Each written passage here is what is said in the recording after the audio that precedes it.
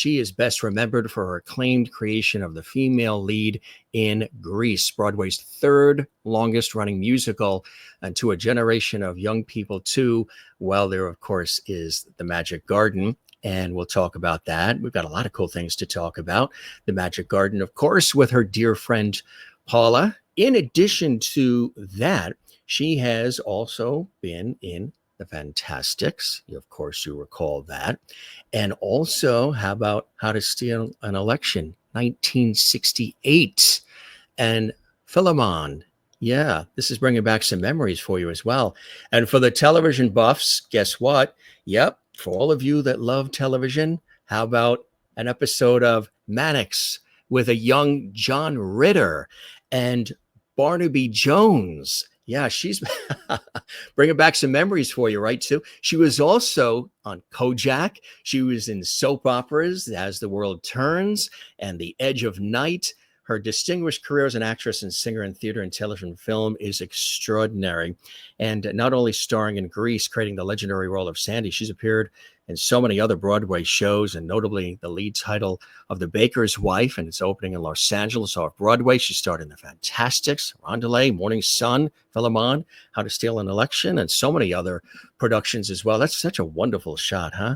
It's all in the eyes, and she's always had that magic with her eyes. And she's a beautiful soul and a beautiful spirit inside and out. And that's why people have always gravitated to Carole, have always wanted to work with Carole, have always loved having Carole around. Her wonderful way, her spirited way, her authenticity, her beautiful way about her just gravitates. People just gravitate. People that want to work with her and people that want to see her sing and dance and just make us feel good. She also was, we were talking backstage about our affinity for PBS.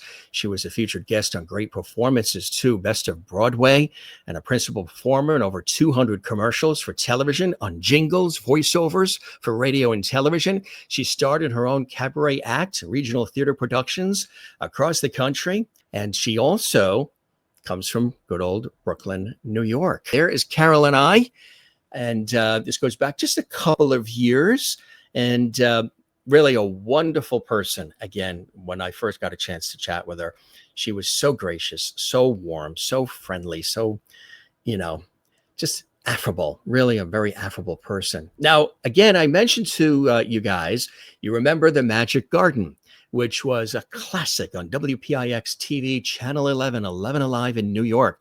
Well, they helped create this as well and spent a number of years entertaining kids all around the region and beyond with their smiles and their song. And of course, her dear friend, Paula Janis, who she's known since they were like around 13, 14 years old, went to school together, grew up in New York City. They've remained friends. You ever wonder, do people you see on TV, do they remain friends?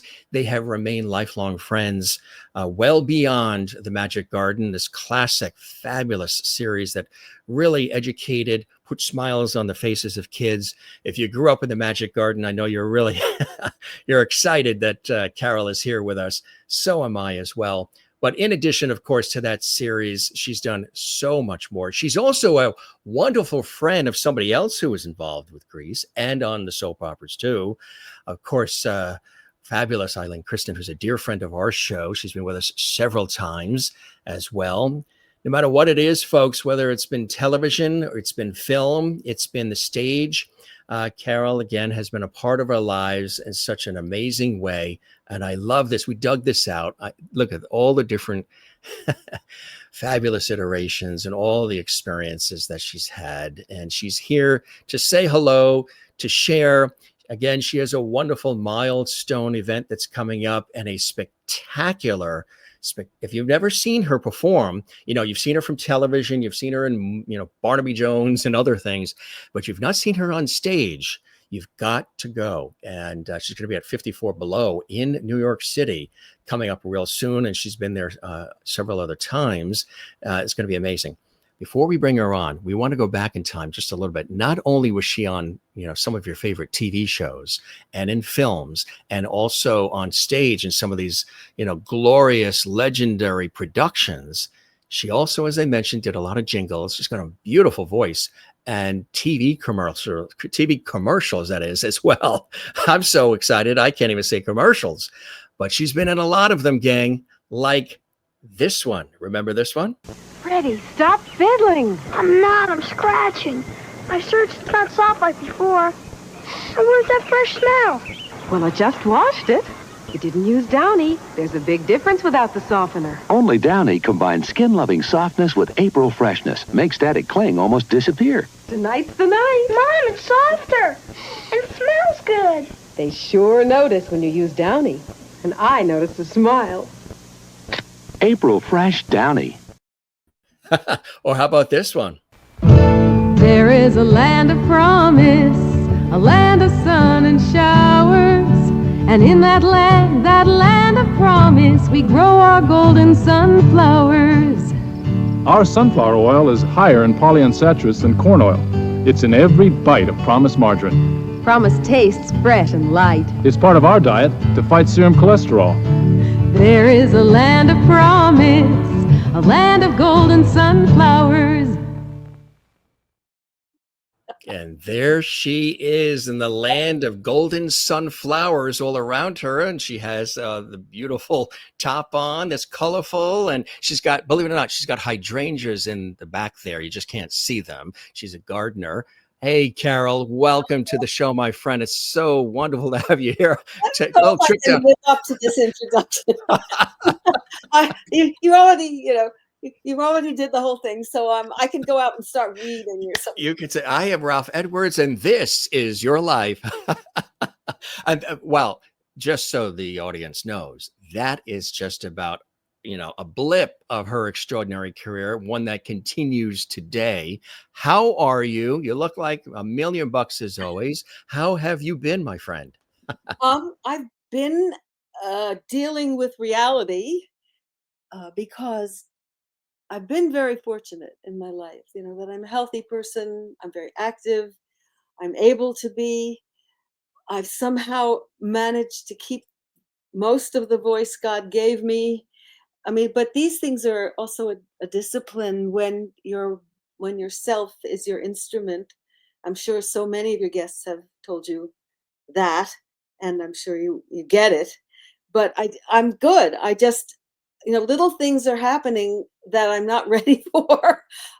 Having reached 85 a few months ago, and all I can say is, when I went to see my wonderful, wonderful doctor who did this very, very special cervical spine surgery for me, and he did it through the back, which isn't always the way, because I just was afraid if he moved my voice over, my neck would be fine and my voice would be gone.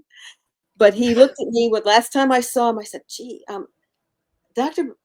Matus, I don't know what's going on. This, that, and the other thing." He's wonderful. He has the sweetest way, and he's so well thought of. He's the head of spine surgery for Northwell Health in this area. That at this point, he looks at me and he goes, "Carole, you're old." So, and he still wants a copay after that. And I thought, well, that was a smack of reality, but he was right. There are things we have no control over that we need to accept. And I've been working around them as best I can. And it's going okay. My last performance of this show, Firefly, which I put together just because I had reached this milestone, and I thought I really would like to be able to be gracious about it. I want to be as, I'm sorry, I'm out of words, because I just wanted to celebrate how lucky I feel I am, my gratitude for reaching this point. And so that's how I'm doing it.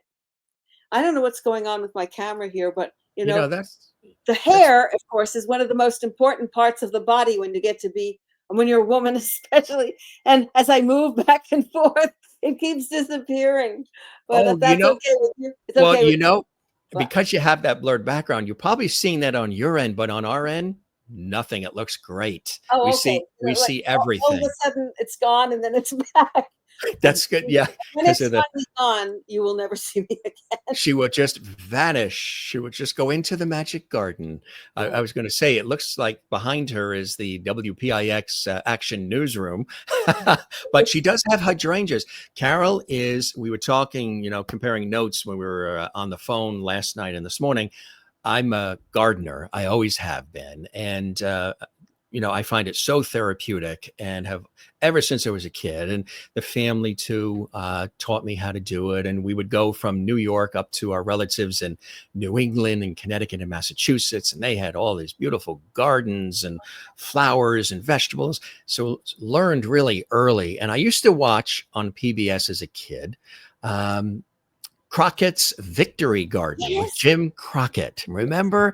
Oh, he came out of WGBH in Boston with the glasses and the denim shirt and the white hair, and he'd be in the garden there in Massachusetts and then became the Victory Garden. And that's when I was watching and learning. When did you get the green thumb early on growing up, in Brooklyn, New York? Well, my early years, I was not always in Brooklyn because I'm a World War II child. I was born in 1940, and I had very shortly after that, Dad and his brothers and my mother's brothers and my mother's sisters' husbands were all gone to war, 11 of them. And it was very, very scary. But we moved around. We were in Washington, D.C. when Dad was stationed there. And we were also living in Falls Church, Virginia, near Washington, D.C., because my dad couldn't find us another place to live. But once he went overseas, we moved around, staying with my mother's sisters. And so I grew up with cousins before I had 3 siblings. And in every place, there was something growing, to watch and to look at. When we moved to Brooklyn, to the first house in Brooklyn that was really ours, I was just, I think, in first grade.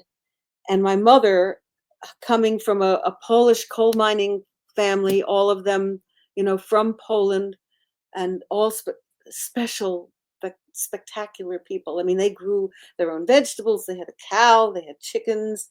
We couldn't exactly do that in Brooklyn. I mean, I wanted a horse, and I thought we could keep him in the garage, but my father tried to explain to me why that wasn't really possible. Don't That all the wasn't little going to. horses.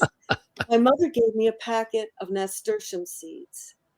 And the lovely thing about nasturtium seeds is that they're not tiny. I mean, they look like little beans almost. And so I planted them in a little spot in our very small backyard in Brooklyn. And I waited and waited and watched them. And finally they came up, that wonderful little curl, and then the leaves went this way.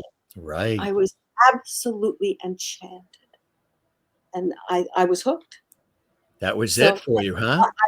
I have, it's really stupidly unfortunate almost that I have about 100 houseplants. We have a very big house, So and you some have of them, lots of yeah, oxygen. So when you're preparing the voice, you have a lot of oxygen to pull well, from. especially the Sansevieria, also known as snake plant, because that's supposed to supply a lot of oxygen. I have about 5 Oh of those. yes, and So those last forever. Those will last longer than your car, your television, anything. Snake plants, and they don't require too much care, a little bit, but they're not as needy as other types of plants, right? no, I mean, I've been wondering if I should put them in my will. I want to make sure that somebody The snake takes care of plant. them. I'm also crazy for animals. Oh yeah, yeah. Did you And have my husband, pets growing up? well, we had a cat and we had a dog named Smokey, who was my 10th birthday present. My parents got him at the ASPCA in Brooklyn. And the idea was that I couldn't have the dog I kept asking for until my parents felt that I could really take care of him. And they came home with this mix of, he was part Chow because he had a blue tongue, and they thought Chow his and Husky mix. Now you can have your dog's DNA tested and you can know everything, but then it was all a guess. He was just a great dog, and he let us tussle with him and roll around with him on the living room rug. And when I ran away from home when I was 14 because I was mad at my parents, I went about 7 miles out to Rockaway somewhere, And I took him with me. And, nobody stopped me. It was a whole different time. I think it was around 1954, 53. I'm walking with this dog across the Marine Parkway Bridge at 3 o'clock in the morning. Nobody stopped to say, should you be here? And there were no cell phones. So I finally found this little shack at the entrance to Breezy Point. And I asked the man in the shack if I could use the phone, and I called my family. And my parents, I woke them. They didn't know I was gone, which wasn't very satisfying, I will say. He died when I was in my early 20s, when I was married the first time. And I will remember him forever. Now, when Stuart and I moved from the roof apartment that we lived in on West End Avenue, which was really a roof, and it was the little shack that held up the water tower. I had cats there and 2 box turtles and occasional frogs and things. I mean, we would go to a place my father had in St. Croix, and once I came home with a conch shell that was in my suitcase for days because I didn't unpack. And when I did, this guy jumped out, slammed onto a cupboard door. So I had a terrarium, and I put him in there, and I had him for about 3 years until, he kind of aged out. Every once in a while, he'd explore. I don't know how the heck he did that. And he would show up in the kitchen and he sang. Did he really? He did. But when we moved up here, we started with a little bungalow on a piece of property that has a pond and lots of trees. And it's just heaven, although finding good garden areas is hard when the ground is granite and the soil is clay, and you're a gardener, But then we could do more, and we fenced a lot so the deer wouldn't eat everything. So over the course of the time we've been here, 11 or 12 cats have come and gone. Most of them live to at least 16 or 18. And we've had Rhodesian Ridgeback dogs. I had no problem with a mixed breed dog, a rescue dog, but I fell in love when someone took me to a dog show. I'd never been to one. It was Eddie Garabrandt, who was the stage manager at the Fantastics, Sullivan Street Playhouse, and also a wonderful actor.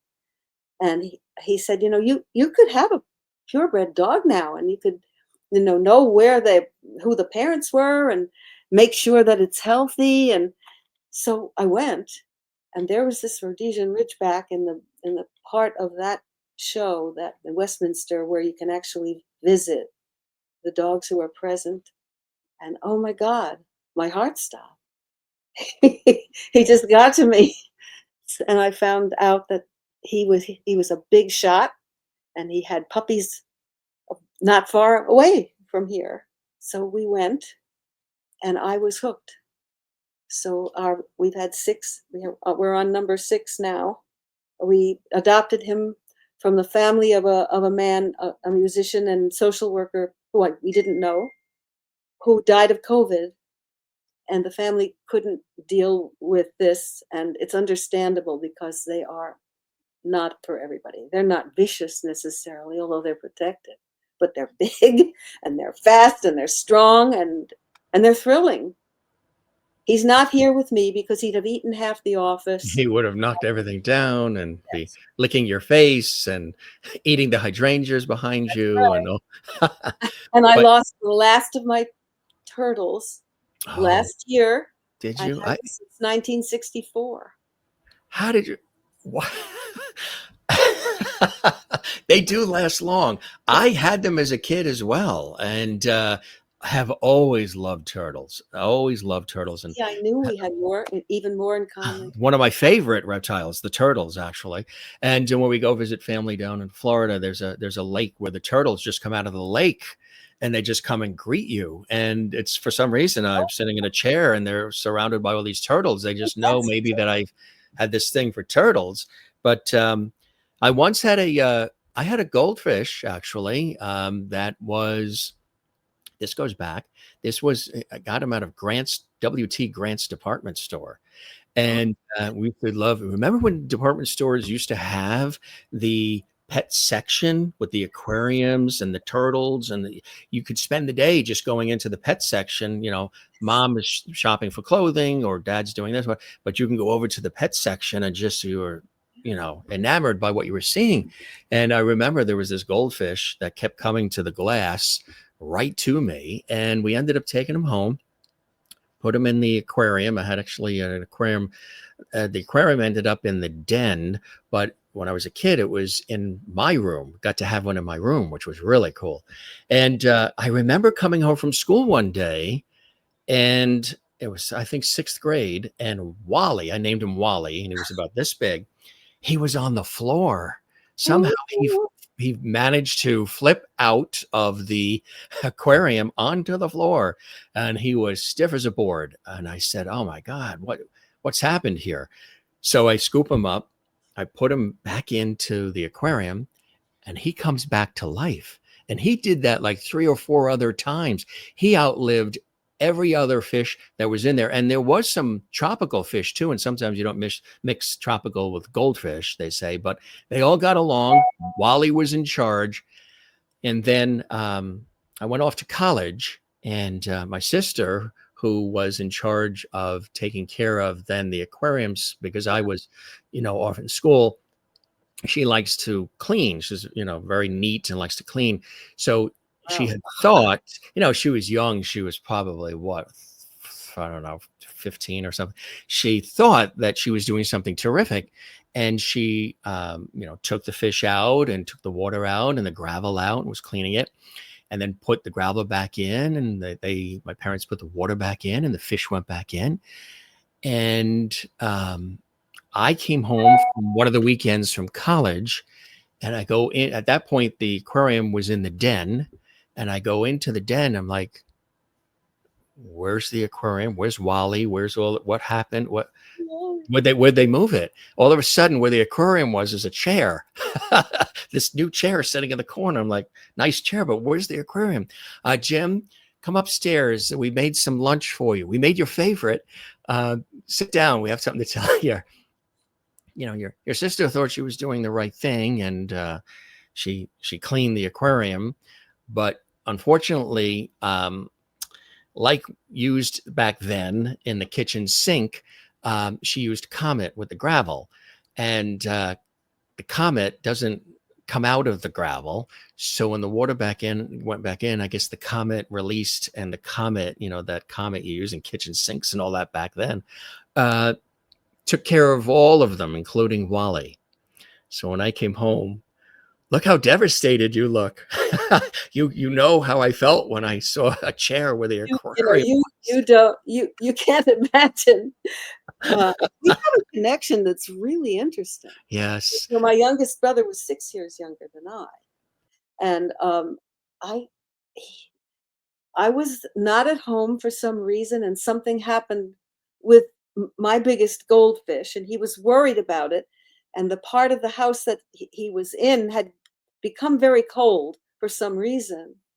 And so he had taken the fish out and put him on the radiator, on the radiator to warm him up. Obviously, that didn't work very well. And he was beside himself with grief. And he was so sorry. I mean, he was just trying to help, but I guess These similar. They thought they were helping. Yeah, these things happen. They do. By the time Stuart and I have been here and built the house that we built around, we tried to build it around the bungalow, but the bungalow turned out to be so termite rotted that when the project started, they had to take the whole house down. And we had nothing left but the stone fireplace. Oh, that was not the plan. That wasn't the plan. But the house you built it's a nice sized house where people have come and gone and stayed over. Yes. And you've done recording sessions there and everything, Live right? streams, house concerts, meetings, civic association meetings. That's what we wanted it to be, and it's been a project in progress for 48, no, 38 years now.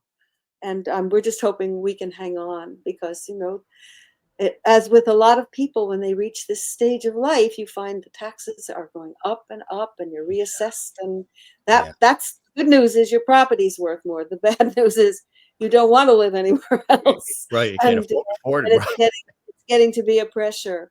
But I work Absolutely. with the Civic Association here, and I feel I live in a wonderful community where our organization has saved about 240 acres of woodland.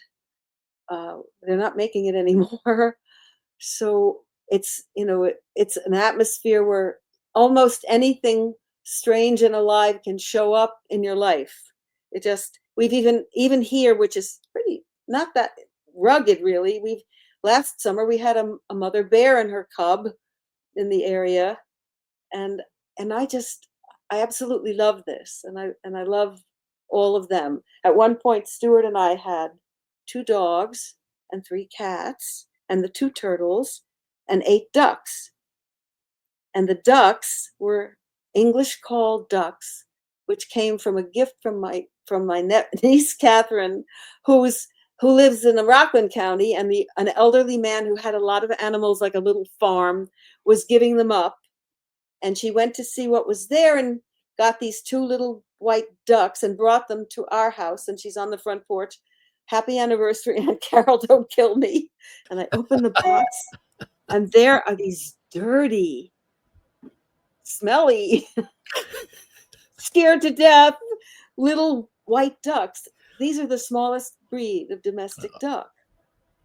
And I said, Catherine, I don't even have a safe place to put them. I mean, we have the pond, but we have predators. What will we? But I had to do something. So I put them in the pond because they could fly, some. And I thought, well, at least they can get away. And the next day, no sign of them. I just felt terrible. 3 days later, they show up. They're quacking, they're singing, they're snowy white and clean. And they began having a family. But it was dangerous because they would put this little nest in the woods somewhere, and they were white, and you could see them even in the dark. So I was always worried that something was going to get them. Then she disappeared, and I thought, oh God, it happened. So I called the 4-H club north up in Putnam. We had been going to the 4-H club fair every year. And I said, is there anybody there with an incubator? They've got these, I don't know what to do. This amazing woman, hair flying, no shoes, in an open, old, battered convertible with this extremely crude but very welcome incubator, comes to my door. And I put the 8 eggs in there, and I had to spray them to keep them moist and have a very crude situation with a thermometer, and make sure that I either lifted the lid or closed it to keep the temperature at a certain level. And I hatched 7 of them.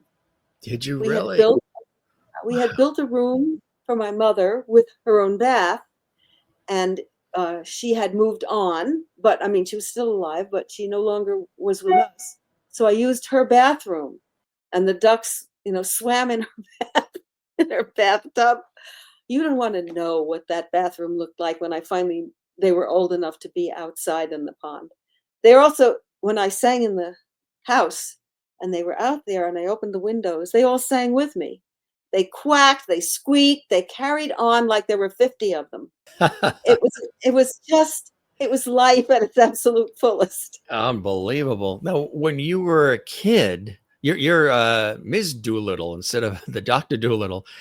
When you were a kid, were you always, singing and entertaining around the house? Were you full of energy? Where did this passion for the arts and entertainment and performance early on trigger for you? What was the inspiration for you early on, Carole? My parents, and I say a little about this briefly in my show, because it's all part of why I'm here and who I am. I was very blessed, with talent and with good genes. But my mother's parents were born in Poland, and came here with nothing. My father's parents were born in Greece and started out in Hell's Kitchen with a flower cart on the street. But they both had voices, really nice voices. My father loved to sing. He sang in the King's Glee Club, which was a wonderful organization then. And the first time I heard about 80 men on a stage burst into song in their voices, I mean, I practically fainted, and I was a little girl. And my mother sang with the radio, but there was no showbiz. There was nothing like that. But we had no TV, and I'd been to a couple of movies, and that was it. But when all the family got together, we kids, cousins, and the four of us, we put on a play. We put up chairs so we could hold up a sheet, and that could be the curtain, and we'd tell a story. And I really have no idea where that came from. Then when my little brother was about 4, which would mean that I was 10, I guess, we had a little stoop in front of the house, and we would sit out there together, and I would tell him stories. I would make them up, and every day the story would go on. Sometimes when we sat there, I didn't even know where the story was going, and I don't know where it came from, but there were other little kids on the block who began to notice this, and they would all sit there, and we had the most wonderful time. And I think I realized at some point, not terribly long ago, that that's really where the Magic Garden came from. And uh, I even got an email a couple of years ago from one of those little girls who was living in the Midwest somewhere and found my email on my website and said, her name was Honora Manzo. And Honora wrote me to say that she still remembered the stories on the stoop. And so she wasn't surprised about the Magic Garden at all. So there you are. It's amazing you say that, because the way you describe that, it was as if you lived across the street from us, because we did the same thing. I did the same thing with my sister and all, told the stories on the stoop. We did plays in the garage and plays with our neighborhood friends in the backyard, and then Good. took the sheets, my mother's sheets, and draped it over a rope, and that was the curtain that you would pull back. And remember when they used to say, are those my good sheets you're using? Ah, oh yes, oh yes. But You we asked, we did that that's what too. you really answer. I go off in tangents. You can pull me back in. It's okay. That was fantastic. No, that we did that, and I'm sure so many people identify, with that story, and it's a beautiful story. So then, of course, you're starting out with that energy and passion on the stoop and in the yard. What goes from there? Because one thing I didn't mention, because I wanted to leave it in, because some people may have forgotten this part about your incredible life, is that you were a teacher, as was of course Paula, Yes. an educator as well, which played in beautifully into the Magic Garden. But so you've got this energy on the stoop and all. How do you take that and mold it into some of these opportunities that came your way, which were wonderful? Well, I'm actually ready with answers, because in a reduced way, I talk about this in my show called Firefly. But um, I thought I would be a writer. I had this voice, but stage fright consumed me. It was very, very difficult for me, and I didn't feel secure about my talent at all. I sang in church, even arias, when I was like in some of the sacred music when I was 15 and 16 years old. My brother Alex, the youngest of us, turned up with a voice of an angel, and he was one of the best voice sopranos in this country for a while in a wonderful choir. And we need the kind of people who find us and bring us to these places, and we need these mentors. And Charles Ennis at St. Paul's Church in Brooklyn discovered Alex, and in the end, Alex was singing with opera companies and other things. Although it must be terribly difficult to have that and then suddenly turn 16 and it's gone. That's really not fair. But he has a wonderful singing voice to this day. So I mean, this was around, but I never thought that I could possibly be good enough to be a professional. I had seen one or two Broadway plays in my life. And I just looked at it all. I didn't think, oh my God, I want to do that, because I had no confidence that I could. But at the University of Vermont, where I ended up going to school, I had a mentor who changed my life. It was not a theater school, but his name was Greg Falls, and he was the head of the little theater department there was. And it turns out that he was really magnificent, because the University of Washington and Seattle nabbed him, and he became the head of their theater department, which was, very famous and, very well thought of. He also started ACT in Seattle, which is, a magnificent theater. And I had the chance to play there a couple times.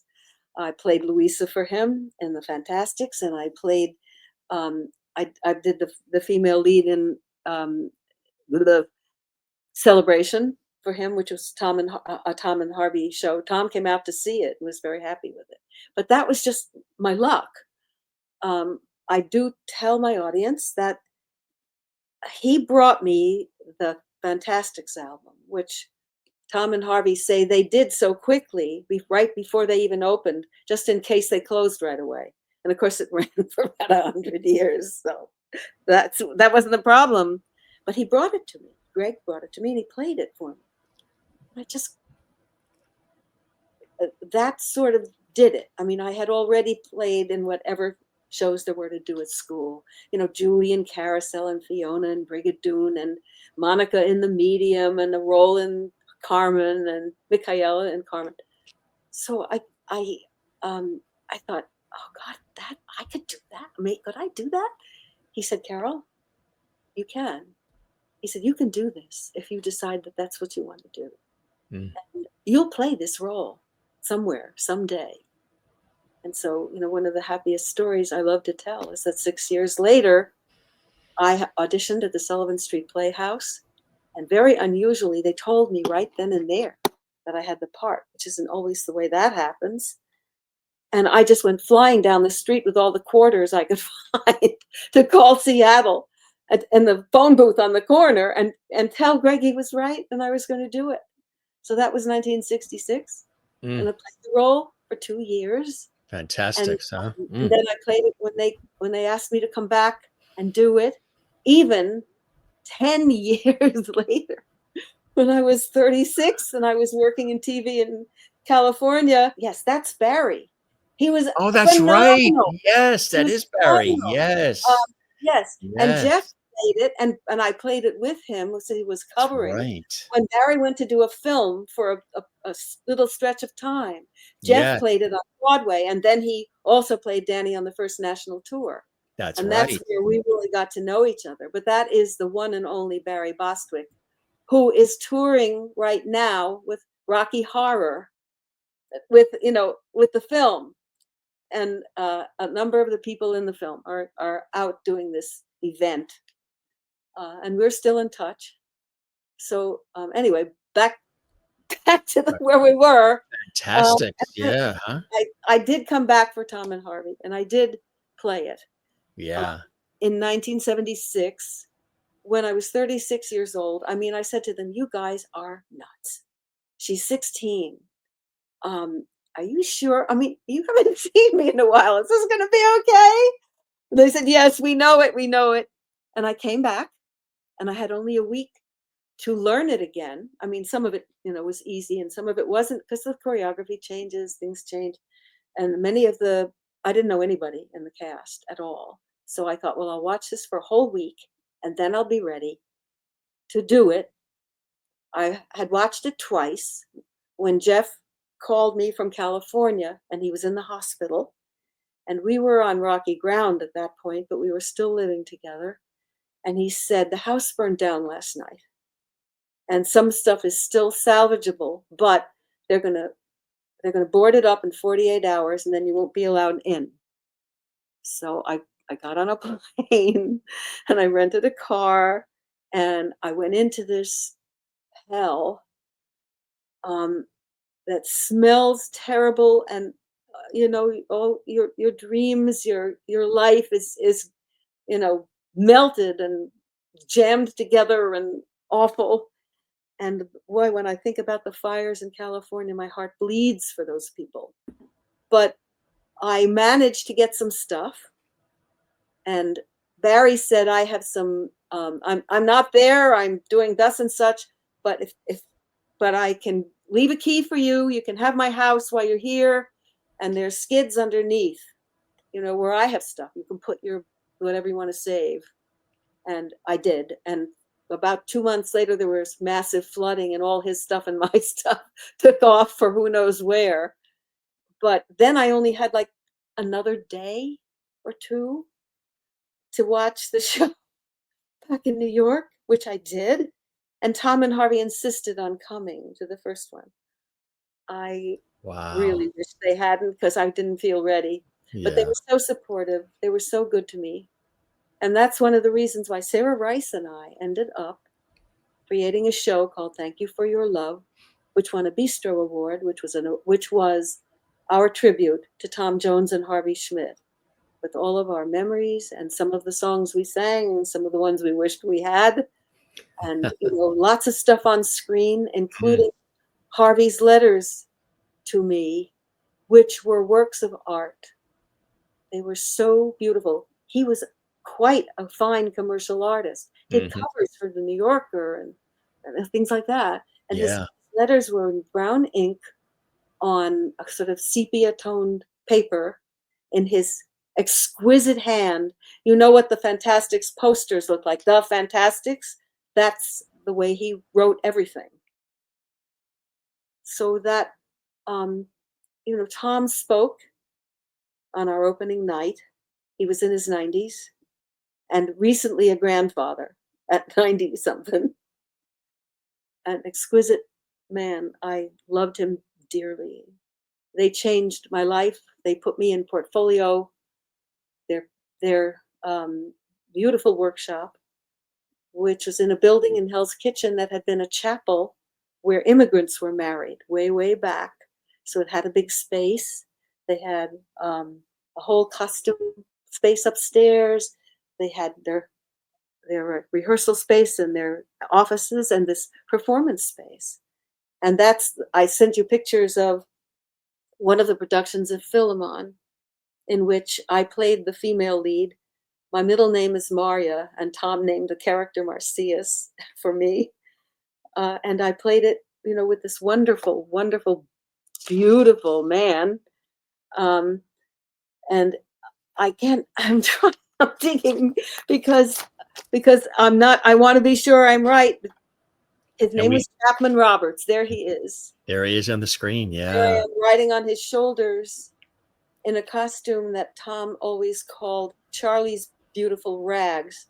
Charlie Blackburn was the costume designer. He did the first Louisa dress, and he had his whole workshop in that same building, Mm. visiting the tatters, the stuff, the colors, the textures. Wow. And I have art that he made for me that's in my home, these treasures that you could call me a clutterer. I'm not, my house isn't dirty, You but just like to it's so save and cool. I like collect. to have the things that not only for memories, because Mean. it isn't just memories. Yeah. It's inspiration. Right. It's creative inspiration. I have trouble getting rid of things that people went out of their way to make for me, sew for me, get for me. And if the person has passed away, like an aunt or an uncle, and the aunt made this Christmas stocking crocheted by hand when I was 12, Oh, I can't just toss that out. I Are you similar? absolutely. And I have Christmas stockings that Charlie made for each of the members of my family, and I pull them out and put them up every year.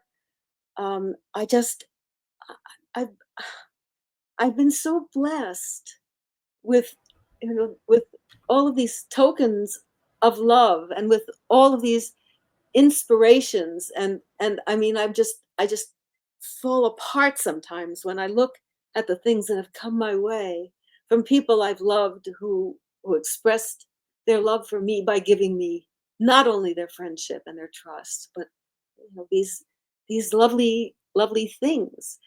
And you, having asked about the teaching, we haven't even talked about Paula, and I know we're going to run out of time any minute or something. Oh, we have But time. Oh, yeah. oh, okay. Yeah. It's it's true that I was teaching because in the production of Carousel at the University of Vermont, I fell in love with this auburn-haired Vermonter who was in college on the GI Bill, who played Jigger. I don't know. Maybe I have a thing for bad boys. I don't know. Maybe I did. but I mean, he All really right. got I'll mess up my hair in a minute. it. I would never. I mean, I've been with Stuart now for 44 years. I'm not going anywhere. I'm so You lucky. have such a fantastic, loving relationship. It's And he, you're and both so blessed in it's a that great way, which thing. is, yeah, you're Yes. both very blessed. But I married him. I married David Hall a year out of college. I was engaged while we were in school. I, you know, this was the late 50s. Life was very different then. If you gave yourself to someone, that was it. But I didn't feel like it was anything but wonderful. He went to Columbia Law School after we graduated, and at the end of his first year of law school, we were married. But in the interim, I went to graduate school at NYU because I was good with kids, and I knew I was going to have to help him through law school, and I didn't think I was going to hit the great white way that fast. So I went to graduate school. I took a couple of courses at the end of and at UVM because I had a couple electives, so I got ahead. And then I went to graduate school. At the end of the year, I had enough credits to take a test to be licensed as a teacher in New York City, and I got the license. And I was looking the summer of our after we were married for a job. And Paula, who I met in high school when we were 14 in the chorus, and you understand that Midwood High School in Brooklyn had thousands and thousands of students. So to meet someone who could still be your dearest friend after 70 something years is pretty special. I think it was because we could both sing. We ended up in the chorus, which was only 100 kids instead of 5,000 kids. Yep, there she is. Look at her, isn't she gorgeous? Anyway, I don't know where you got that, but that's my Paula. So she called me from the principal's office at PS7 in Brooklyn, which was a creaking old building built in 1881. A lot of people used to laugh when we ended up there together teaching, saying that we were the only teachers in the place who didn't come with the building. And so she called me and she said, Carole, I'm at the principal's office at PS7, and the teacher I'm supposed to teach with, because the kindergarten there was double in size, 2 teachers and 50 kids at a time in this giant room, 50 in the morning, 50 in the afternoon. She said, the teacher I'm supposed to teach with is pregnant. And, in those days you weren't allowed to teach if you were pregnant. Talk about archaic. You couldn't even say pregnant. That's probably true. With child or expecting, right? Right. So she said, he's desperate. He can't I told him about you, and I had already had a semester of teaching at PS 198 in Brooklyn, which just happens to be the school where I was as a student from the 5th grade until the 8th grade. That's pretty crazy. So yes, I jumped in my little VW Beetle and went running to the Brooklyn Navy Yard district from my apartment where I lived with David up near Columbia on the Upper West Side in New York. And I met him, and he asked me a couple of questions, and he said, "You're hired." So Paula and I ended up teaching together Mhm. in this situation with children who had had no preschool, no, you know, almost no experience at all. They either lived in these apartments, this project where the elevators all smell like pee, Mm. you know, or in these rundown tenements.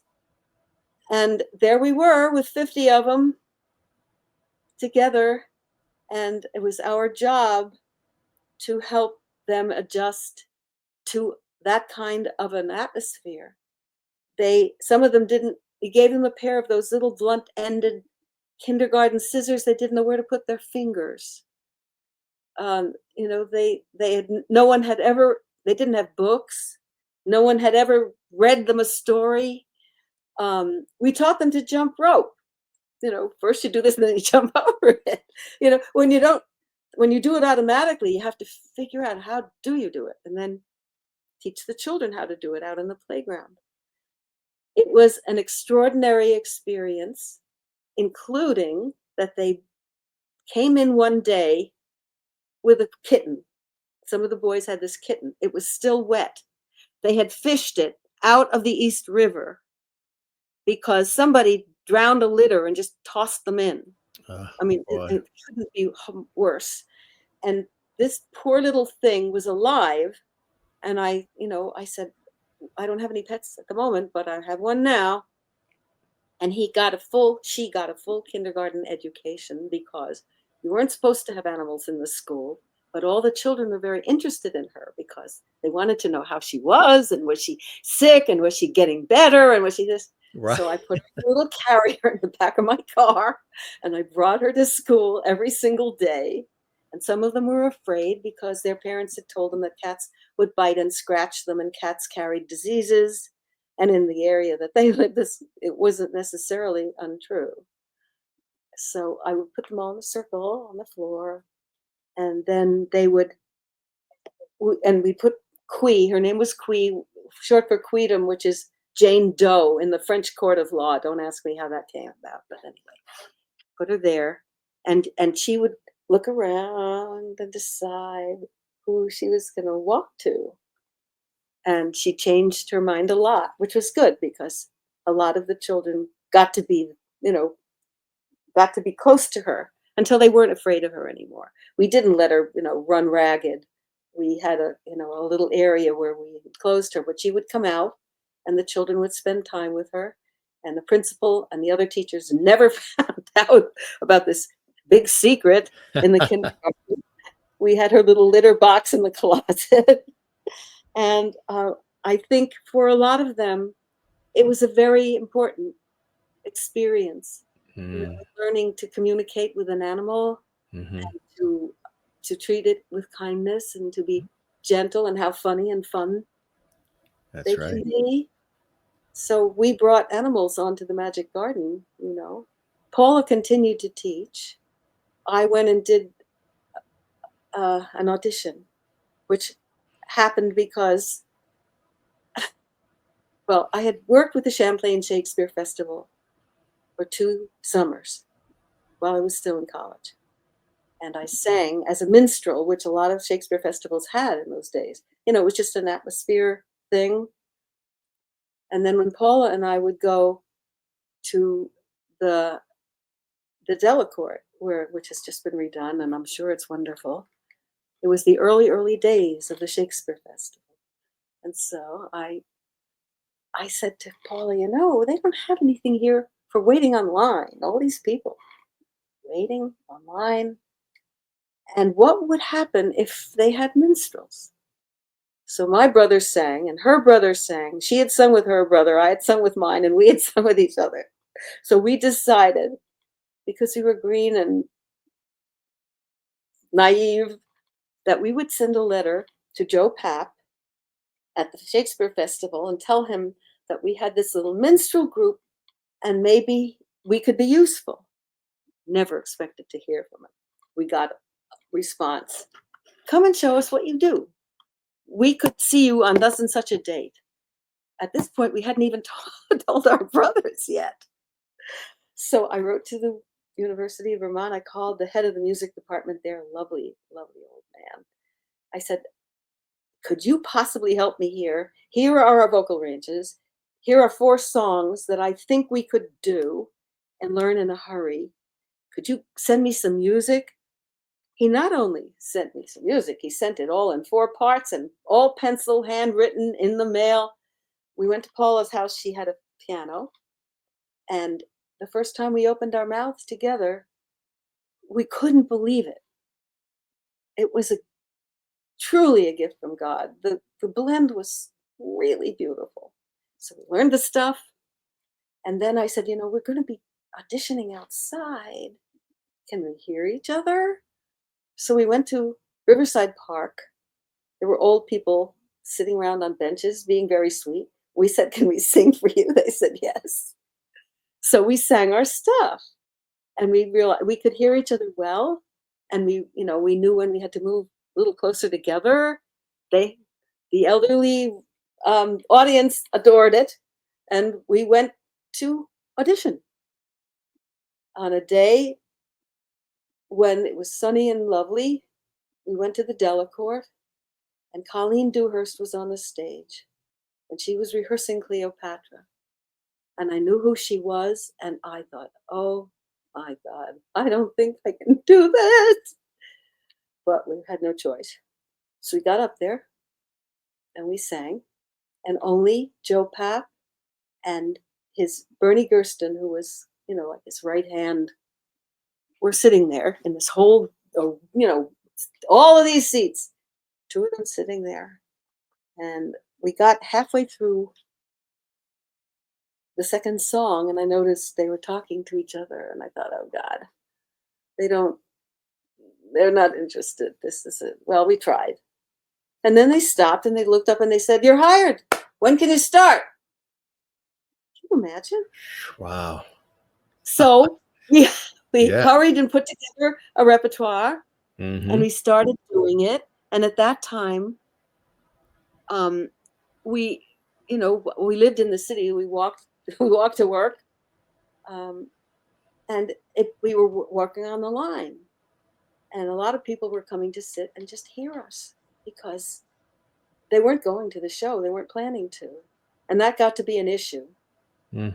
The Parks Department wrote to the theater and said, "Who are these people? Who are these? Where'd they come from? doing?" And then they got mounted police to try to control things, and that wasn't working very well. So they moved us inside, and they gave us lights, and they gave us sound, and they gave us a half hour before every show, and we sang music from Shakespeare's day, music based on Shakespeare. A lot of early American folk and country stuff had its roots in Shakespeare's time, and even some of the words from Shakespeare's plays. And we, being there, everybody goes, every agent in town goes. And suddenly I started getting phone calls from agents who wanted to send me up to audition for Fred Ebb's first book show, which was called Morning Sun and starred Patricia Neway and Bert Convy. And I talked to my husband, David, and I said, should I do this? What's the point of this? He said, well, when I'm finally through school and you're going to start doing this seriously, you'll know what it's like to do an audition in New York City. Mm. So I went to the theater with my music, and I wore my sister's clothes because I thought I'd look too old. I only had teacher clothes, and that wasn't right. And as I have told people, the alley was full of young Bridget Bardots. They were, with the blonde ponytails and fake lashes and little sundresses. And I thought, oh, I'm going to embarrass this agent. She's not going to be happy with me at all. I don't look anything like any of them. But I didn't feel like I could just leave. So I did the audition. I called her afterward. She asked me about it. I said, well, I sang, and then they asked me to read. And she said, they asked you to read? I said, is that good? She said, oh, yeah, that's very good. 2 days later, she called me. She said, you're hired. I thought, what the heck do I do now? But David and I decided that I should brave it, and I took the part.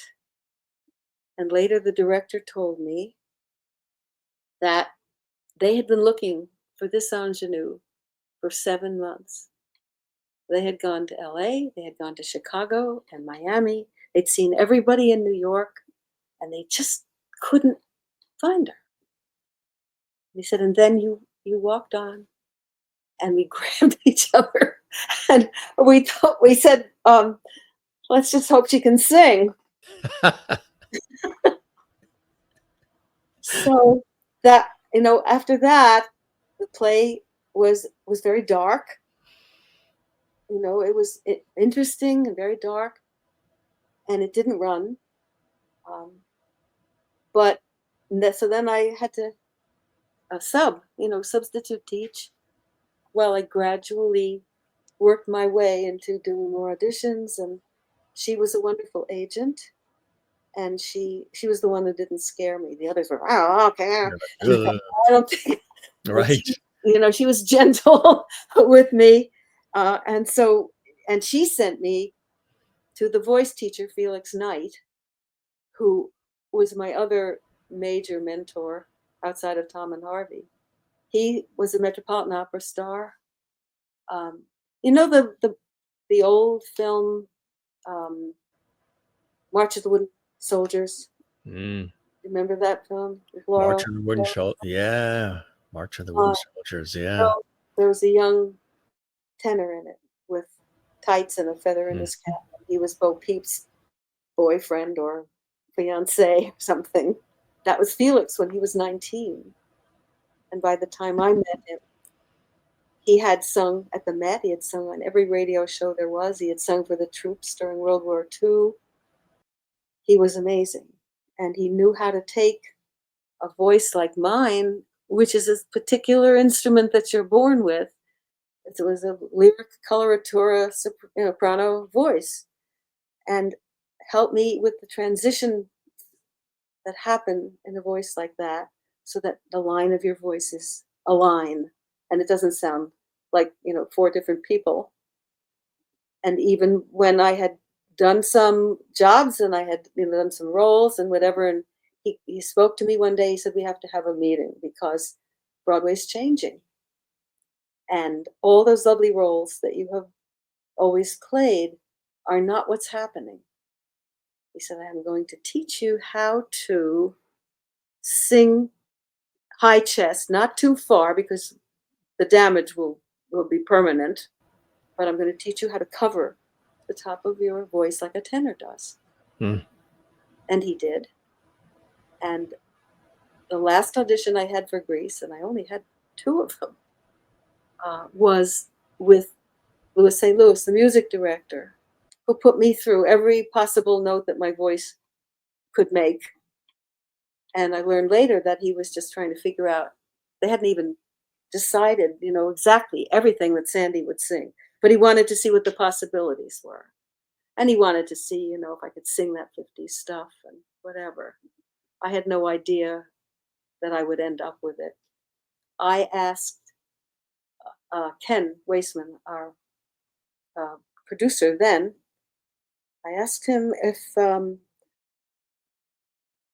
how come I did one audition and I never heard from them again until he asked me to come in and do that whole thing with my voice. And he said, because we knew right away we wanted you. I said, no. And I waited all those horrible weeks to go through, for a call back, and he never called me back. I had no idea. That's amazing. That really is amazing. And when you were part of that legendary production of Grease, what was that like? And taking on, originating that role, that classic role of Sandy, extraordinary. Well, I think one of the main parts for me was that Sandy on paper was wallpaper, very pretty. Yeah. And not much else. And I thought, well, wait a minute. This is a guy, he's the king of the hill. He can have anybody. and all those other girls are flashy and trashy and, interesting. What am I going to do with her? What is it about her that he's drawn to? He has a summer ahead of him with anyone he wants. And this is the girl he ends up spending his time with. Hmm. He's completely drawn to her, obviously. And then when, as you can see from the Summer Nights number, he lies about the entire experience because his friends would never understand this. I just decided, that she's really much more sensual and, than you think, that she has a light that he's drawn to, that she has, she's a very good person. She's pretty, she's smart, but she has a certain passion. And I tried to find places, in the script where she could be those things, that she was kind and she could be a little funny, and that she saw it past his bravado and all of his posing and all of that. She saw the Danny she knew was in there, who was, his need to stay at the top of the heap changed his behavior completely the next time she saw him, the first day of school. But really, they there was something very warm there and very good between them. And it's funny because when we did our 20th anniversary meeting, and it was in LA, and it was a big event, in a big ballroom with everyone who'd been in the show and everyone who'd been in one of the tours done by the original, team of Pat Birch, and Tom Moore, whatever. They wrote a script for us, for me and for Barry and me, and we entered the ballroom in a golf cart. That was sort of transformed into greased lightning, but not really. Right. And we drove it through through the tables and up to the front. We were in the light, and we were at a drive-in. And Wow. this is Danny and Sandy 20 years later. Hmm. And what's happening here is that she's all over him and full of memories, and he's falling asleep. So, but we didn't have time to learn it. And so I said, well, we could put it on the dashboard, and we can read it. We can see it. And he goes, how are we going to see it without glasses? It's not far enough away. Bring those readers in quick, right? That is funny.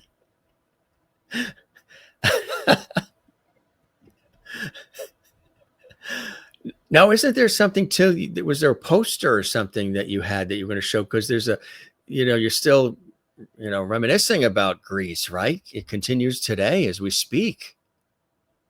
Yes, it does. And Yeah. one of the things that keeps it alive, I think, is because so many high schools, first of all, those kids never saw the real show, but they saw the movie and they all loved it. And everybody wants to be in Greece when they're in high school. If that's the big show, the big play. And it's softened, isn't it, from the original a little Right. bit? And there is even a special script for high school that isn't quite as gritty. That was one of the problems during our whole rehearsal time, that Jim Jacobs and Lauren Casey were hanging on to the grit, and wisely so. And Tom Moore was trying not to lose that, because it was very genuine and very essential, but also to soften, some of it so that it could be more acceptable to a Broadway audience. And so there was quite a bit of fairly big discussion going on, while we were all there and figuring this out. But it was really Ken who saw the production It was a workshop on Saturdays in a trolley barn in Chicago. And he happened to be in Chicago visiting a friend who said, there's this thing. You want to go see it? And Ken saw much more than what was there. He got it. And it was really Jim Jacobs' Valentine to the kids he grew up with. Once when Jim came to my apartment and played me, there were no visuals, but just played me the Chicago performance. It was crude. It was very rough. It was filthy. But it was real.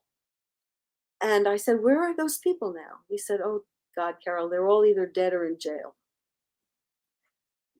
But it was really Ken Waisman who saw the potential, and he, my husband Stuart Allen was in Chicago at that time. It was before I knew him, and he saw it, and he said the first thing he heard that it was coming to New York. He thought, that's not possible. That thing not coming to Broadway, no way. So it made its way. But I also will say that in the first day of rehearsal, when you're all at the table and you're reading through it, I could not believe how good everyone was. Mm. The casting was so perfect. It was just perfect. Because now when I work with high school will call me and say, we're doing Grease, and I hear that you will speak with the kids, and they'd so love to meet you. Could you talk about their characters? Could you answer their questions? Could you tell what it was like in the beginning? I've probably done about 10 of those now in the last 10 years, maybe. And the problem there is that a lot of these productions are much bigger, with a much bigger cast than we had, because in the original production, everybody did everything. There was no chorus of dancers, there was no chorus of singers, and now they want all of the kids to be able to at least have a shot on being on stage, even if it's just for a minute. So much of the production time and rehearsal time is taken up with choreography, and you go here and you go there, and then some kids are lined up in the aisle singing like a chorus, and they're just it's a lot. And so you'll have a little kid, practically real teenagers, just imagine. It's And they'll amazing. say, Carole, does he really love her? Well, They don't know who they are. well, when you played, you really stole the hearts of the audience, because critics, alike, were captivated, as were people, in the seats. Clive Barnes said, exactly, Carole Demas could not have been better. When you hear that, how does that make you feel? That must have been something, huh? Yes, it was the same way I feel about the review that came in recently about my Firefly show at 54. It was just so full of superlatives that I mean, sometimes I feel like somebody made a mistake. Mhm. I really don't know. Mhm. I give it everything I have. I do. And if I couldn't, and if I didn't feel as strongly as I do, that Mhm. if a person comes to see me on the stage and they don't leave with something they didn't come in with, then I missed somehow. I Because want you give it all you got. You really do. Yes, I do, and that's why now in my later years I have to be a little more careful with my energy, and with everything about how carefully put together this is, and then how genuine I want it to be. Not only feel and look genuine, but I want it to be genuine. That what's coming, oh, that's Barbados that you just put up there with all those palm Well, trees. yeah, that's a nice shot, huh? I was there with uh help me, Stuart. Oh, thank you. Oh, that's terrible. Neil, I'm sorry. With Neil Berg, who brought a show to Barbados, to their they have a beautiful theater there, the only one that they really have. every year he brought a group of Broadway people and he raised money for the hospital there, and raised a lot, because we did a number of shows and we did a few in different places, like one at the yacht club for older people and disabled people in a special space that they have there. It was exciting, and I met wonderful, wonderful people. And the mayor of Barbados, the president of Barbados, the ambassador, that's who it was. our ambassador to Barbados, told me that, I was a gift from America. He's right. I like hearing those things because, I have been kicked out more than once, and painfully and unexpectedly, and usually because the production is in trouble. And there's a saying we have: when things are going wrong, fire the ingenue. I mean, it's a saying. Exactly. And it hurts like hell, and it's usually a horrible shock. And then getting back on the horse is a big decision, because years later, Stephen Schwartz sent me an email, because I wrote to him a little while back to say that I had sung Fire from the Baker's Wife, the famous Meadowlark, at a show at 54, when I was just asked to do it. They produce things with different singers singing in them, and that I thought of him, and he wrote back to me and he said, I didn't know what was going on at that time with the Baker's Wife. He said there were problems with Topol, there were problems with David Merrick, and you were a scapegoat. He said that in a book that was written about it. He said it, and I know now that if we had kept you, and we had gone on in the direction that was in his, in his heart when it started, he said you'd have been just a wonderful, a lovely Genevieve. But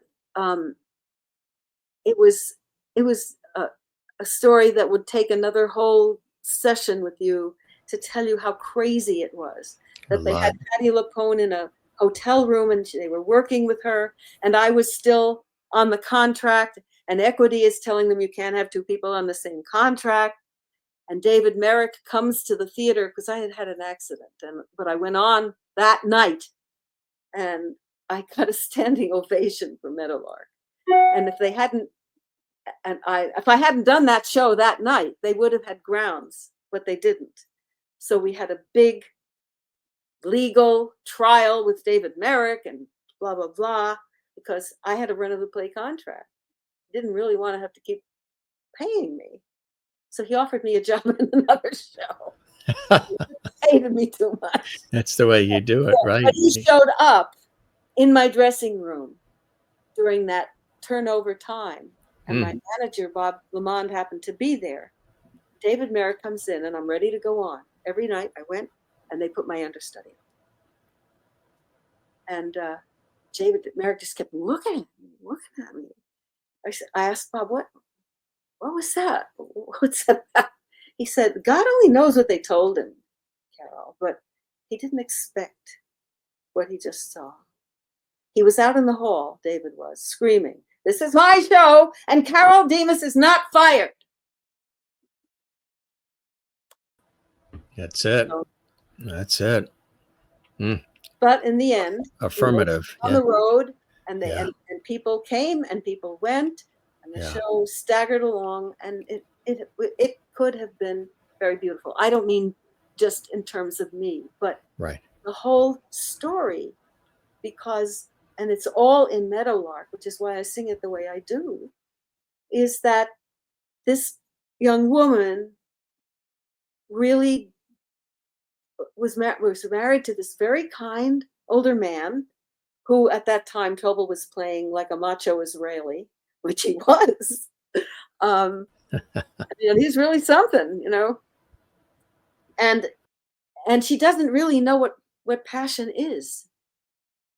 And here comes this gorgeous young man, and he wants her, and she wants him, and she feels herself waking up inside, and she doesn't want to hurt the baker, but she doesn't want to spend her life without knowing what this is. She feels herself so pulled toward it. And in the end, she just makes the decision that she's going to go with him. And it's very hard to do because she knows it's going to cause some pain, but she's doing it. But she's doing it. But then, the whole thing changed because, Patti LuPone is a magnificent actor and singer. She really is. Our essences could not be more different. Mm-hmm. I don't think you'd argue with me about that. She's very powerful, but we are totally different in our work, in our persona, in everything about us. So they just took off in another whole direction. Yeah. And I don't know if you've ever talked with Kurt Peterson about this situation. And if you haven't, he'd be someone you should talk to. He was on with it all the way through. And he will tell you that Patti and Topol spent every single night backstage screaming at each other. I'm not telling tales out of school. It's known. But they, that was, and this whole beautiful possibility took off. It was like a Breakfast at Tiffany's thing in the beginning. The older man, she leaves, she finds this younger man, Audrey Hepburn, in New York, and she realizes that that's really who she is and where her heart is. And he comes on the bus to try to convince her to come home, and she tells him, "I'm changed. I don't want to hurt you, but that's not who I am, and it wouldn't be right. And I need to stay here, and this is where I belong." And you see him looking out the bus window at her as he's going back, and his heart is broken, but you accept that this is how it should be. And in a way, that I think is where the baker's wife was headed at first. When did television come into your world? You've been on so many different television shows. I mentioned Barnaby Jones, and there you are with a young John Ritter and Mannix. Yes, John was good. He was wonderful. At one point, I was living in Barry's house. Barry was doing a show, a movie, and I was living in his house, his little house in the canyon. And John Ritter lived right down the way. We got to know each other over trying to figure out how to keep the coyotes out of our garbage. And it was great playing with him. He was, totally present, wonderful, tender person, and strong. In this Barnaby Jones, no, this is Mannix. This one's Mannix, yeah. Yeah, I was his girlfriend, and he was kind of a bad guy. Mm-hmm. With the Barnaby Jones things, I got a second chance because the first role I played in Barnaby Jones, I was murdered fairly early on. But television was different then, the way they worked. Yeah. If you watch some of those shows, you see the same actors in the same series they would use different roles. Right. Yeah. That doesn't happen anymore. Even on I Love Lucy and others, she would use some of the same people. Of course, it's almost like a company. People that she liked and worked with her. Right. Exactly. Well, that one that you showed, that Barnaby Jones, I was a murderer. I murdered this guy with a fork from in a barn. And I was nuts. And I don't get to do that a lot. Get to do that really. Maybe at home where nobody sees it. And I mentioned it. And you touched upon the soap operas too, Edge of Night, and having an opportunity to be a part of the the soap. As the world turns, the soap fans are so loyal too. They remember everything. They do. I started getting commercial auditions. That's how. in the 60s. And I didn't know what the heck I was doing. And I learned, by the seat of my pants. And after a while, I could understand when I looked at a script what they wanted, even if they couldn't articulate it. And I started really getting work, a lot of it. And of course, singing my own jingle was something rare. I only did it twice, but they were both very big commercials and ran a lot.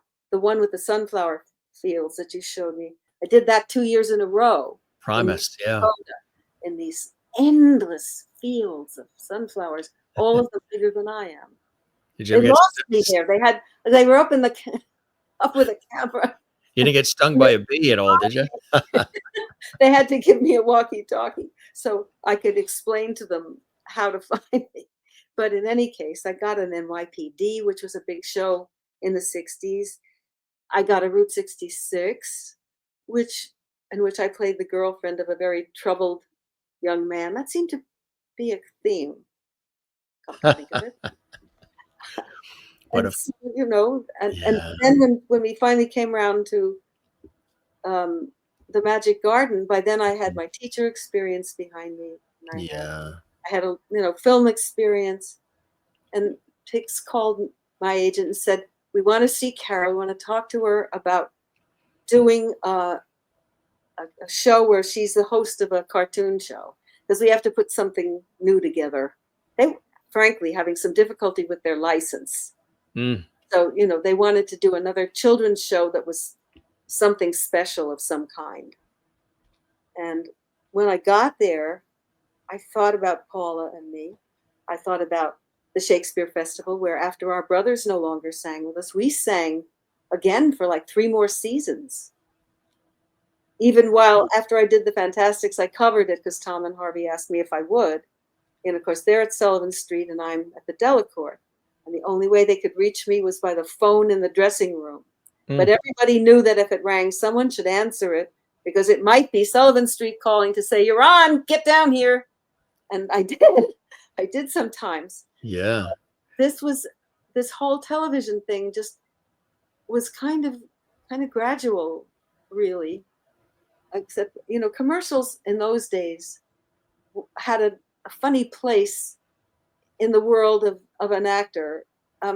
Some people look down on them as Right. not the good stuff. And now you see some of the best known people on earth Doing voiceovers and telling commercials and or yeah. being present. Even the news people too. You couldn't mix entertainment and news. Those were separate departments, but now Everybody can do everything. everybody can do I got weren't you doing the Magic Garden and Grease concurrently? Yes, yes. But I went up to Pix in 71, later in 71, and they asked me to, talk about this show. And I kept thinking about Paula and the work that we had done together and the fact that she plays the guitar. And I thought, we could do something better than a cartoon show. And we could bring live music. One of the things that was going on then, and boy, it's worse now, as educators of young children, was working with the fact that kids had very short attention spans, and that a lot of the children's shows that were available also were very, short little bits, and teachers would complain, "I can't hold the attention of these children for more than a couple of minutes before I then have to move on to the next scene." And I thought, well, if we could make it things that they would look forward to seeing, we tell a story, we sing music live, we work with a puppet character who's funny and fun. We can talk about being a child and how we felt. We can show them interesting things that they might not have seen before. All of these kinds of things.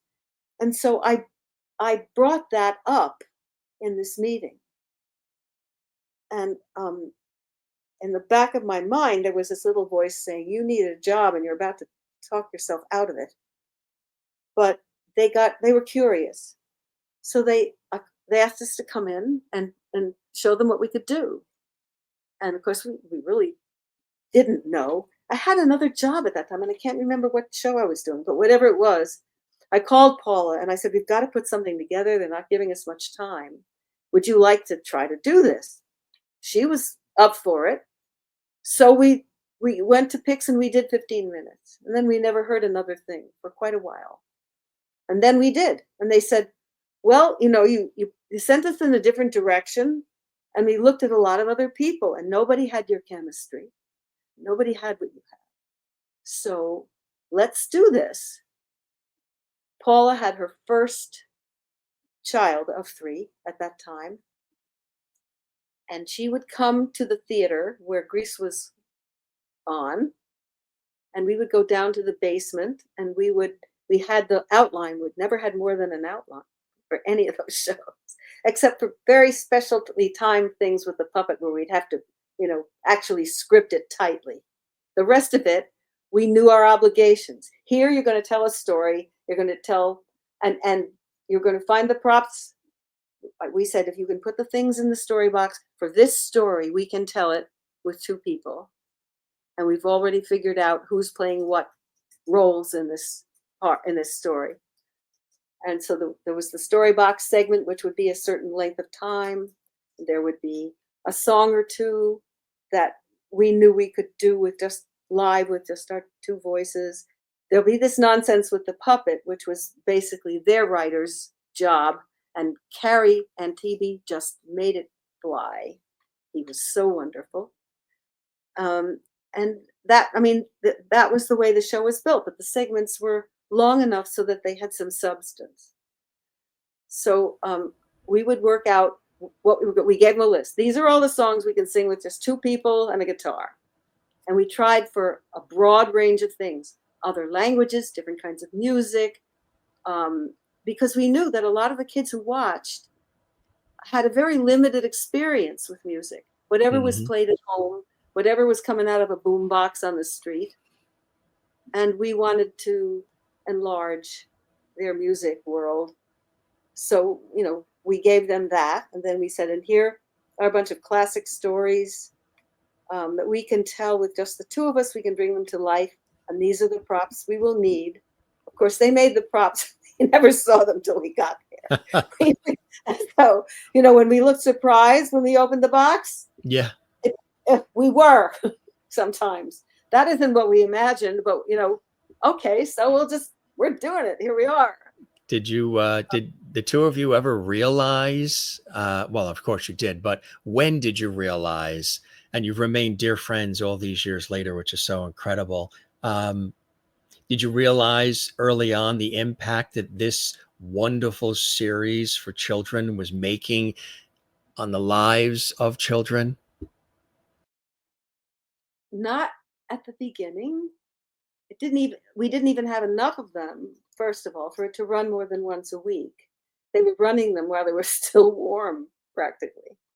And we did enough. We made 52 of them so that ultimately it ran for 12 and a half years. And it was on a satellite from Chicago, Tribune satellite. So it was being picked up, just cable creep. People grabbed it.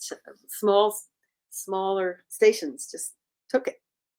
We didn't have an idea of how broad a range it was reaching until we made our first album and we sold it by mail, and we were getting orders from places we had no idea we reached. But we had no real concept of what would happen when it started running every day, 5 days a week, in 13-week cycles, which was how TV series were built at that time.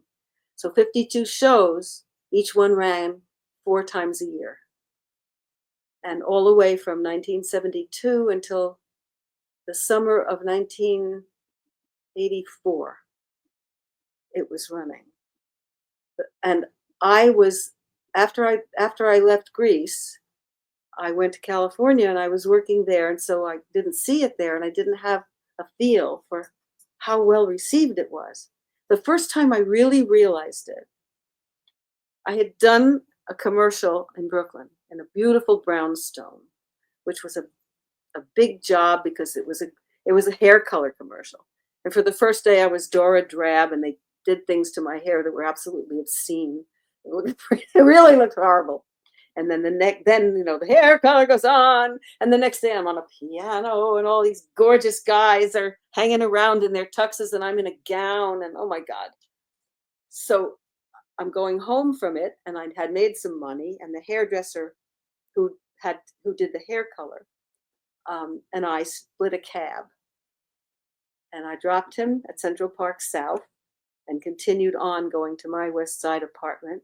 It started to snow, those big flakes that come down when it's almost over and spring is here, and it was thick and heavy snow, and the visibility was bad. The driver didn't see the cab that was stuck ahead of him in the middle of Central Park, and we slammed into it. No seatbelts then. I hit the divider, that plexiglass clear divider between the driver and me. Mm-hmm. It was whiplash like I still have scars under here. Banged up my teeth, banged up my knees. I just flew, and then he hit a tree. He bounced off, hit a tree, then he hit a bench. Oh boy. Well, what's left of me is back there, and the police come and they open the door, and this is my first reckoning. The guy looks at me and says, "Oh my God, it's the Magic Garden lady! Get her to the hospital." I thought, Now, yeah. police? Wow. Did he just say? So we get to the hospital, not far away, and there's a little boy in the emergency room who's having a terrible time. He's screaming with fear, and I come in, and he looks at me and he goes, "Oh, hello, Carole." I didn't. I guess that's when it hit me. Yeah, that's right. He stopped crying completely. We had a nice little conversation. Of course, I was bleeding and stuff. But he recognized you, and the And caring. then, as caring time went person. on, we made our first album, and of Yeah. course, it's vinyl. And that's a story I could tell you another time about how we decided that people were scribbling on their albums when they were little kids anyway. So we would invite them to, and we would make the cover like a coloring book. Oh, well, I'd love to have you and Paula on together to take us We down. could show you that. And That would be wonderful. then we made the next two albums the same way. Wow. And then we started doing live production, which we did for years and years and years. We did live performances. People who very grown up would bring their albums to show us how much they had loved them and apologize for the coloring because they didn't stay in the lines. It was adorable, really. Exactly. And nowadays, the last big one we did was a year ago. Mm-hmm. At Patchogue. It's a big theater, over 1,000 seats. Out It on was Long Island. Yeah. packed, and there were no children there. Mm. No children. Maybe a handful, maybe half a dozen, honestly. We signed autographs for 3 hours. And a woman came up to the table and said, she put her leg up on the table. And she said, and Paula and I are kicking each other under the table, like, what the heck is this? We haven't seen this before. And she says, please sign it very carefully. I'm having it tattooed. So if there's a certain amount of real, you talk about realization. Your impact long lasting. We meet people everywhere we go. And the friendship between you and Paula. And they remember us, and they want a selfie, and they I've been in and out of the hospital a lot in the last 2.5 years for various reasons, and had some surgeries. And the nurses, the aides, the technicians, they all. And one of my surgeons, after the third time I met him, after the surgery, he said to me, I think we know each other now, and I can tell you this. He was awakened at 3 o'clock in the morning to do this emergency surgery. And, he's very focused on that part, on my leg. And he said, I suddenly, in the middle of that, this has never happened to me before, I realized who you were. He said, I was so shocked He said, I thought, I have to save her life. She can't die. She's the magic garden lady. So there you go. It's incredible. And some of these amazing moments, too, of course, real quick, how to steal an election. It's Clifton Davis there. This Yeah, goes back there to he is. Oh, what could he sing? 1968 and Beautiful, beautiful song. movies too. The 300-year weekend. I mean, she's Yeah. in the movies too, folks. And I do want to mention too, we have a nice little clip we can play here of what's coming up in New York. We sort of teased it in the beginning, but as you celebrate your epic career and your, it's very hard to believe, 85th birthday with the Encore Firefly. And congratulations. And I want to let folks know too that you can go to 54 Below to get tickets. Make sure you get them.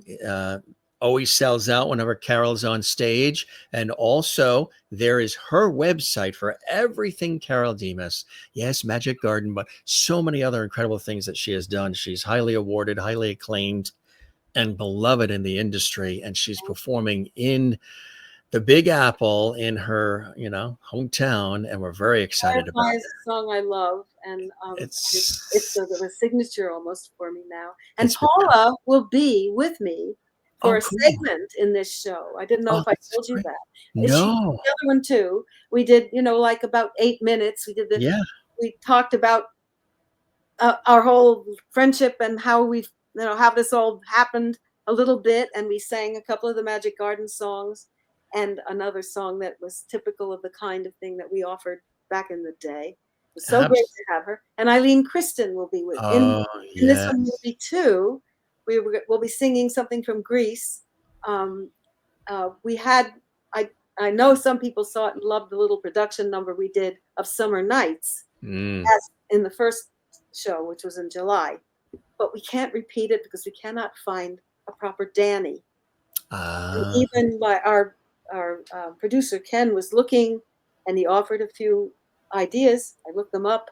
I said, Ken, they're very pretty and they're very young and they're prettier than I am, and I don't think we can do it. They're like 25 years old. And then all I could think about was that the first time I did it in a show at the Beechman Theater with a much younger Danny, my director, Charlie Repple, said, Carole, don't worry. You don't look like a child molester. I said, gee, thanks a lot. There is that. And everyone we look for, they could do it, but they've got full beards. And I don't mean hunky, No, but yeah. couple of days ago. I mean beards. The real. So we have to do a different number, but we will. Here's a little teaser, everybody, for what's coming up with the incomparable Carole Demas. I have so many things I want to do for you, so many things saved up to say. I have so many longings that belong to you. So love, don't turn away.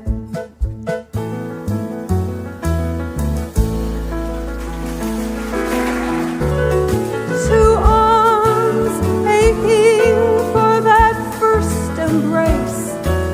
Love, don't turn away. Love, discover me.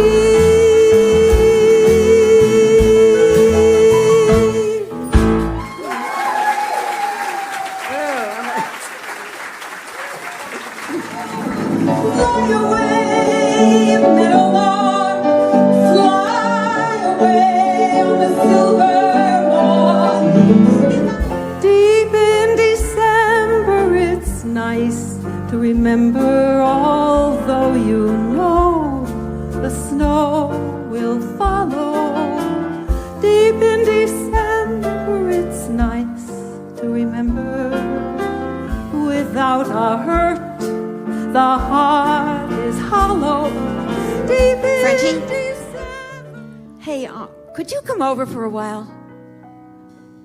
And bring your makeup case. Sandy, you must start anew. what you must do. Hold your head high, take a deep breath and cry.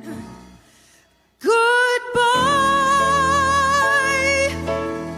to Sandra Dee.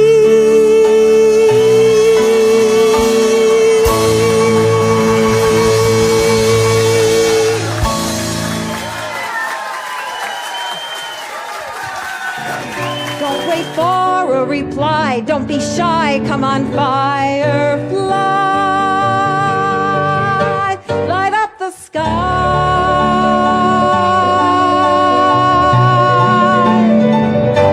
Light up the sky.